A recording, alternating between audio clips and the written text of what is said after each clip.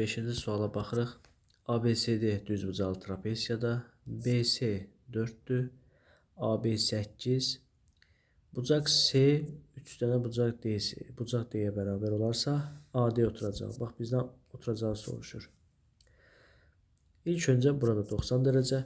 Bucaq A ilə bucaq B-nin cəminin 180 olduğunu görürəm. Düzdürmü? Buradan bir hündürlüyü çəkirik. Burada 90. Bizə lazımdır, deməli, dərəcələri alaq, ondan sonra əvvəla verilən rəqəmləri yazsam. Bura 4-dürsə, deməli, bu məsafədə 4.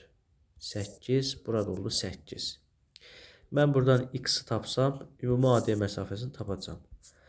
Burada bucaq C ilə bucaq D-nin də cəmi nəyə bərabərdir? 180-ə. Bucaq C-nin yerinə gətirib 3 dənə bucaq D plus bucaq D bərabər 180 yazsam, 4 dənə bucaq D 180. Buradan D bucağını tapıram 45 dərəcə. Aha, bərabər yanlı düz bucağın üç bucağıymış. 90, 45. Deməli, burada 45-dir. 45-in qarşısı nə olacaq? Onda burada 8-dir. Ümumi məsafə 12.